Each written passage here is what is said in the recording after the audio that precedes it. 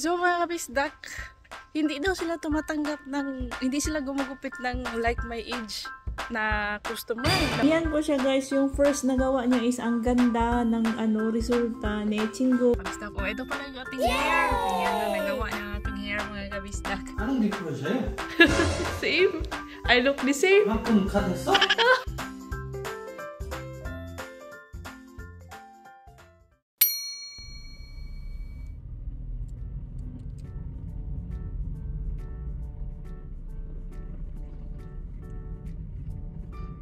So, nakapili na ako. Actually, ang unang choice ko is kumain ng, lagi nyo nang nakikita yan sa mga vlogs ko dati, yung yukgejang. Pagkarating ko doon, ang haba man ang pila mga kabisdak. Kapag lunchtime talaga, tas masarap din kasi yun, kaya madami nagapila. So, second choice ko is dito sa may Haejangguk. Lagi din kami kumakain ni Daddy Insoy dito sa restaurant itong Haejangguk. Last time pumunta ako doon, sirado. So ngayon, Lunes, I'm sure open po. Yan pala ang Poblacion Barangay Hall. Yung town hall nila is iyon, yung town hall. Ito yung terminal, public bus terminal ng aming bayan. Tapos may bago pong dyan, dental clinic, yung Seoul Dental Clinic yan guys. Dyan po nagpa-check up sa ngipin si Daddy Insoy. Bago po yan, hindi pa ako nakapunta dyan. And eto, yung Haejangguk. Yang po yung Haejangguk na paboritong restaurant namin ni Daddy Insoy. Yan. Sa mga hindi kumakain ng baka, pwede naman may baboy naman sila guys. Baboy. Ito yung paborito ko, yung Pyong Haejangguk. May blood, may itong libro ng baboy. Baboy, baka pala. Baka yan lahat mga kapistak. Nakalimutan ko, may nag-comment na sa akin kung ano ang English word ng libro ng baka. Nakalimutan ko guys. Paki-remind ako ulit. Siguro ay hindi ko na kailangang i-explain sa inyo kung paano kakainin itong Haejangguk. Basta yan ay sauce. Alam nyo na kung ano ang mga side dishes natin dahil paulit-ulit kami kumakain dito ni Daddy Insoy. Ito po yung number 1 na paborito ko is yung yukgejang. Pangalawa ito, masarap to lalo na kapag taglamig mga kabisdak yung winter. At tinatawag itong Haejangguk hangover stew dahil masarap din itong pampatanggal ng hangover. Kapag si Daddy Insoy ay nalalasing, ito talaga. Kung hindi ramyun ay ito pong Haejangguk. Tapos, after kumakain ni Daddy Insoy ng Haejangguk, nalalasing na naman siya ulit kasi kumakain ng Haejangguk at umiinom ng makuli. Wala talaga.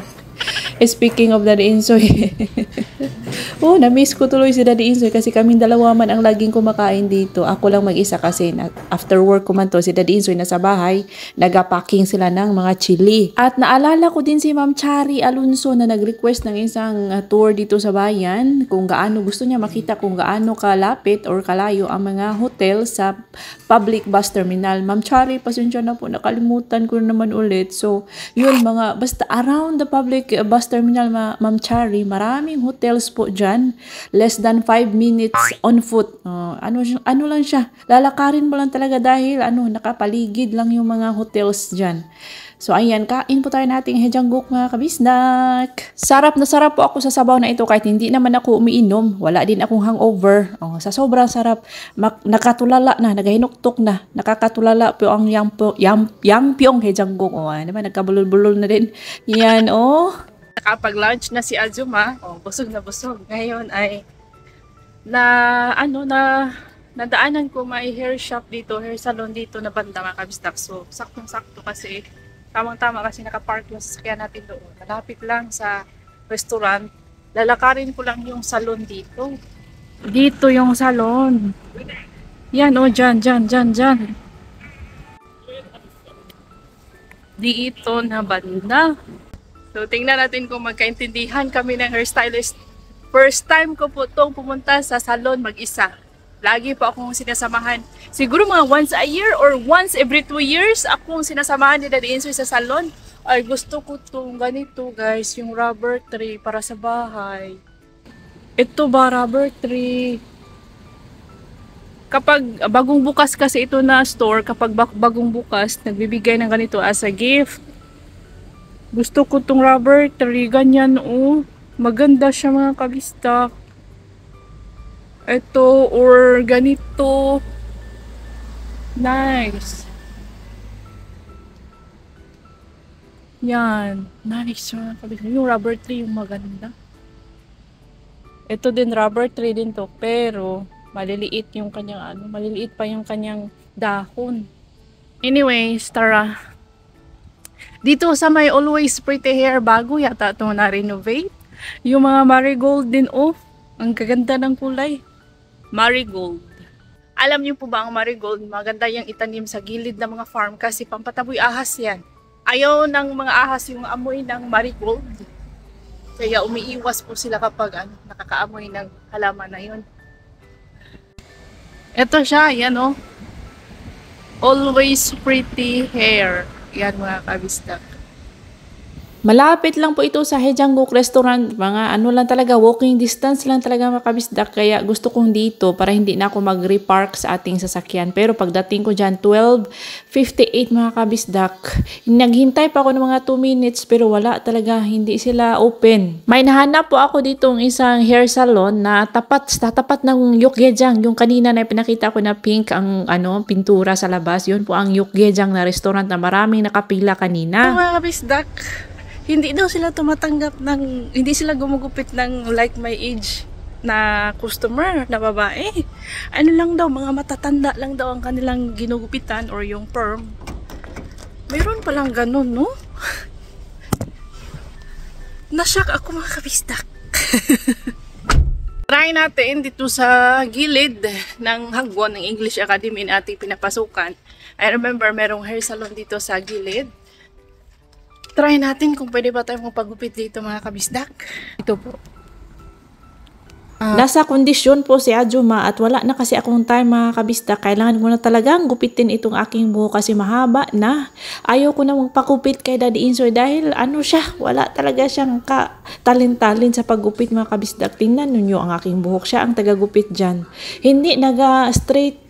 Hindi siya nagapantay-pantay. Ang plano ko kasi mga kabisdak is before mag-start ang second sem sa klase natin sa public schools ay maputulan naman itong ating buhok dahil lagi na lang ako sinasabihan ng mga estudyante na I look boring daw. Laging tinatali ang buhok. Mag-order sana ako dyan ng chicken para kay Radish Boy. Pura duck chicken. Si Ayu po ang kanilang endorser mga kabisdak.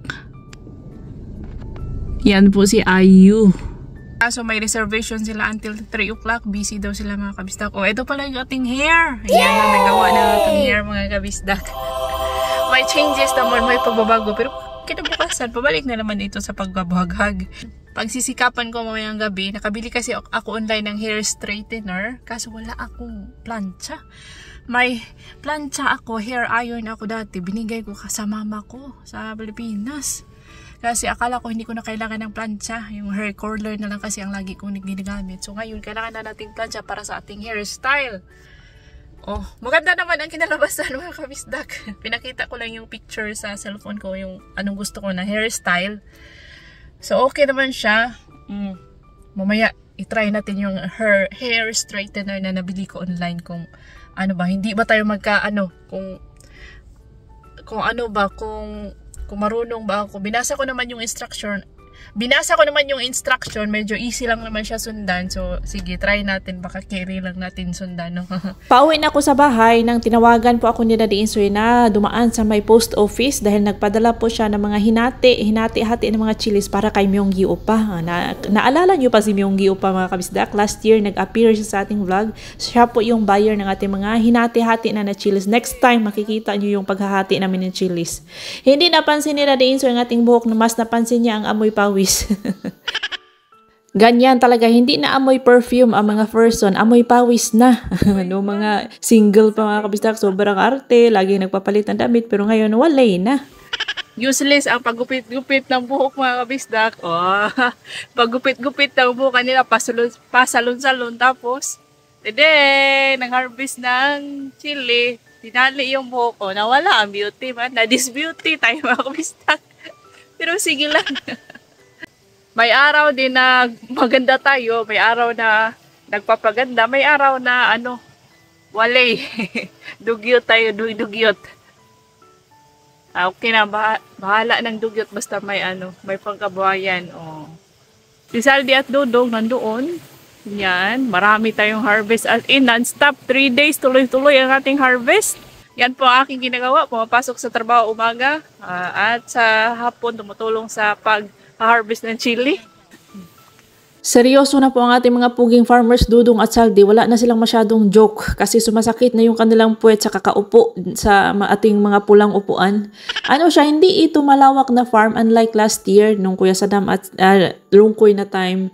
Malawak talaga yun na chili farm mga kabisda kasi yun ang aming main na pananim. Ito is sa ibang area to, hindi ito masyadong malawak pero this time kasi sobrang hitik sa bunga kaya matagal ka matapos sa isang halaman. Sa isang linya, matagal sa isang araw, mga less than 10 lang ang natatapos. Ilan daw? Haircut? 15,000 won. 아니, anong difference sa'yo? Same. I look the same. 그만큼 cut 했어? 왜 이걸 보러 해? Mo, kalbuha ka. So that you will notice my hair. I will kalbo. 아니, like this and 갈보 between 나랑 very big gap이요. I go trim you, trim. Trim? I don't like very short hair. Mo, chagun oni hairstyle rago. Kugo. Biri-biri azuma. 이거는 뭐? 나는 33야. I'm not so azuma. Get yung mo, Jum. Konting trim lang kasi ang ginawa ko sa aking buhok para naman gusto ko matalian ko pa rin kapag busy sa trabaho, pwede ko pa siyang latalian. Ang gusto siguro ni Daddy Insoy para halatang halata na nagpagupit ako, parang sa kay Kununi at Chagununi ba na 7-7 ang style. Sabi ko ayaw ko ng ganun naggupit kasi hindi pa man ako masyadong ajuma. Ajuma ang tawag sa mga babaeng may asawa na in their middle age. Ang sabi ko sa kanya. Pero dito sa probinsya kasi mga kabistak, ang mga ajuma, mostly ang napipicture namin kapag ajuma is yung yung matatanda na may asawang babae na may anak, ganon. Nakita ko pala si Dudong dito sa may labas. Dito po siya nagabanlaw, unang banlaw ng kanilang mga damit pantrabaho kasi may maraming putik po yan guys. Yung nag-construction sila nag-drill sila doon sa pipe sa tapat ng bahay ni Benan. Yan po. Tapos iba yung mga farm work nila na clothes.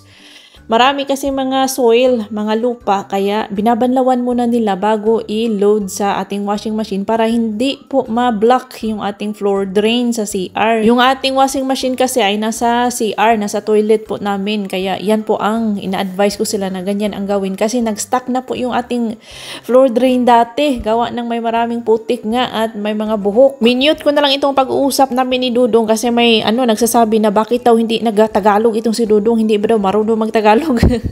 Pasensya na po mga madam, pasensya na mga kabisdak ha, kasi nga itong si Dudong at si Saldi, hindi pa po yan sila sanay magtagalog. Hindi sila marunong magtagalog kasi may Filipino subject man tayo sa school, no? Pero kami kasi mga Bisaya, kapag hindi pa kami sanay magtagalog, kahit ako nagabulol-bulol naman ako mga kabisdak, dito lang ako sa vlog na sanay magtagalog talaga. Ayaw to kay magkukuan ni.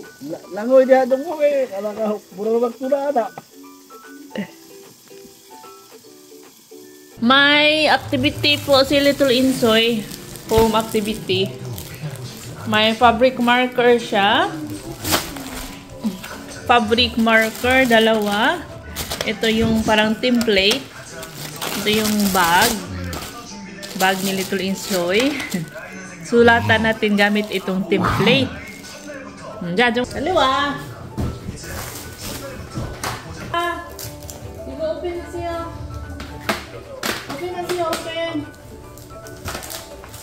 Gagawin muna natin itong home activity ni Little Insoy, which is maganda ang outcome mamaya mga kabisdak. Nagustuhan ko po ito. Anyway, shout out muna tayo sa ating mga masugid na kabisdak viewers, mga loyal viewers, subscribers. Maraming salamat po sa inyong patuloy na panonood.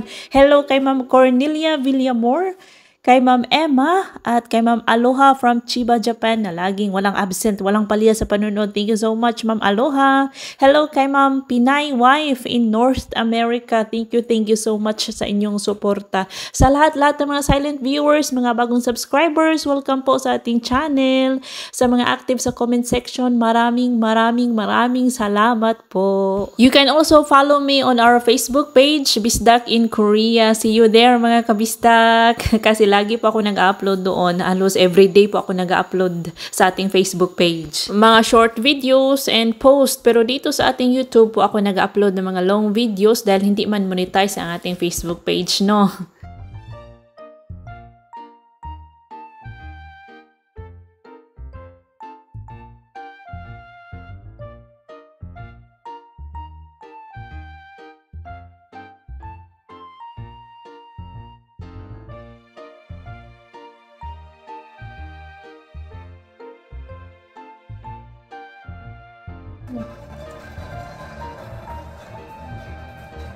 Three shot, go.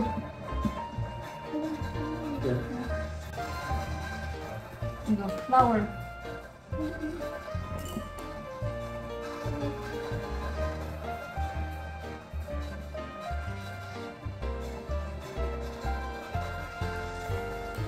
Green, go green.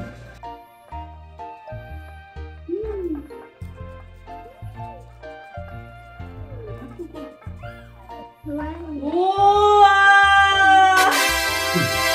너무 이쁘네. 아, 그래. 다른 색. 이거 잠깐만. 아빠, 이번에는 잠깐. 그거 다른 색이야. 다른 색. purple 주세요. purple. 아니, yellow 주세요. yellow. Ako po yung mas na-excite sa ginagawa ni Little Insoy. Tingnan nyo na lang yung outcome mamaya mga kabistag. Ito naman si Little Insoy, nag-e-enjoy po siyang magasulat-sulat, maga-color. Ito kasi may template na madali lang siya at mabilis sundan ng mga bata. At sabay turo na din sa kanya ng mga kulay. Dati mga kabistag, ang gusto niya, pinakagusto niya na kulay is red. Ngayon, green na po ang kanyang hilig. Tingnan nyo, puro green. Ako lang yung gumamit ng yellow. May part dyan na ako po ang letter. Yang pula at red kay Little Insoy po yan.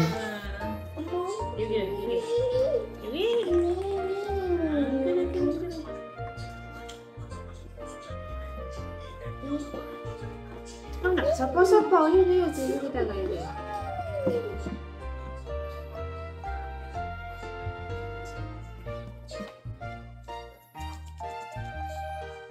재밌어요.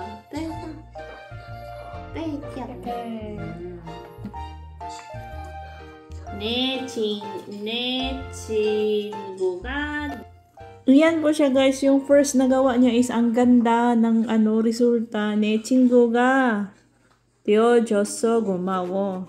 Thank you, you become my friend daw yan. 이거 괜찮아, 다시 하시면 돼.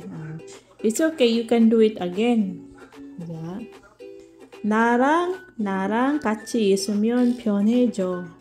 Parang ang komportable na nandito ka.